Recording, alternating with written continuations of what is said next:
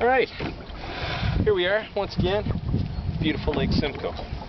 Now, I've got a couple of questions regarding videos and stuff on, once again, what bait do I use, where am I fishing, what am I fishing for. Primarily right now, pike, because it's pike opener. I don't like to go because of the size of the boat. I don't go out onto the big part of the lake so much. So, anyhow, right now, we are fishing for pike. So the bait that I use are lures. Lots of different types of lures to use. What I like to use are lures. You can use minnows, smelts. I like to use, my mom actually uses a dead smelt from the grocery store, which is a cheaper, most effective way to fish for them. So you can buy them at the grocery store for like $5. They're already frozen, so it's not like they're going to go bad.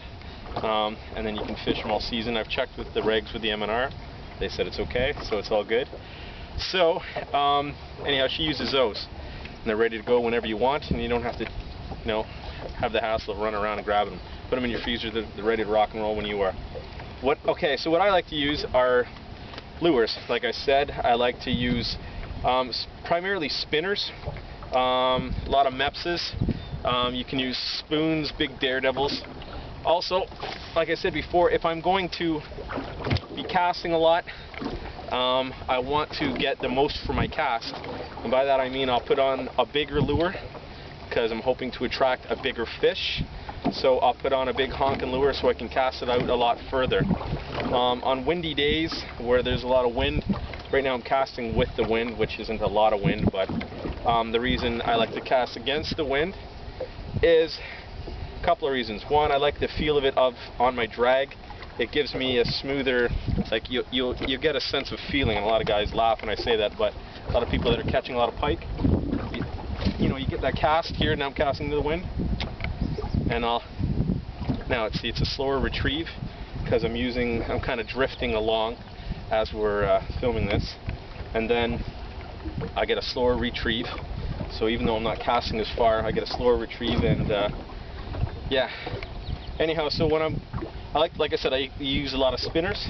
Myself, personally, you can use spoons, daredevils, or sometimes little Cleos, something like that. You can use, a lot of times people say, well, can you use the imitation stuff? It's cheaper. Sure you can. I've caught just as many off of knockoffs of daredevils or that sort of thing. A lot of times you get them on sale at like LeBaron or Bass Pro. You'll see perch-colored daredevil type spoons on. Pick them up when you get a chance if they're cheap and there's a lot of weight to them because you can cast them out far. The mepses I like to use are larger size mepses, and you can use one with bucktails on it for bigger pike. You can use, I personally don't. You can use Rapella type floating lures, which they're effective as well. What you need to do is find yourself around what I like to call pike weeds.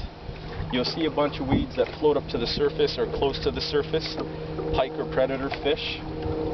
Bait fish like to sit around stuff that that they can hide in, so pike will tend to go to these weeds. I like to do is when I cast, I'll do a steady retrieve over top, just kind of, you'll get the feeling of it, but when you're casting into them, just kind of bring it up and over the surface of them a bit.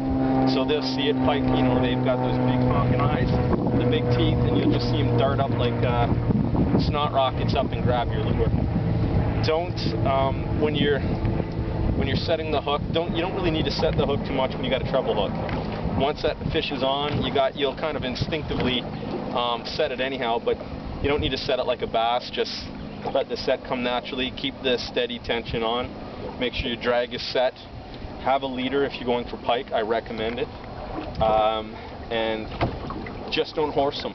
Let them do what they're going to do. Reel them in how you think it's going to go. Don't wham that thing into the boat. It's going to be, you want it to be tired when it comes in the boat. You don't want to, tire yourself out. You don't want to lose the fish. And if you're releasing the fish, you don't want to put a lot of stress on their gills or wherever they're going to be bleeding. So, anyhow, that's my advice is, also try to stay at this time of the year. I find where the weed beds are, and I try to work that weed bed.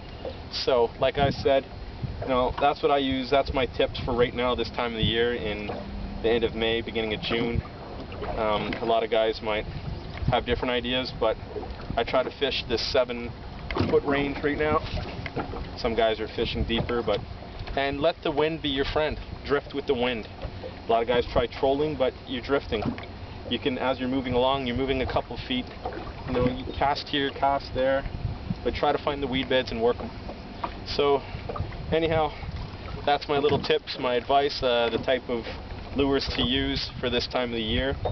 And if I catch another one on here in the next little bit, I'll post the pictures.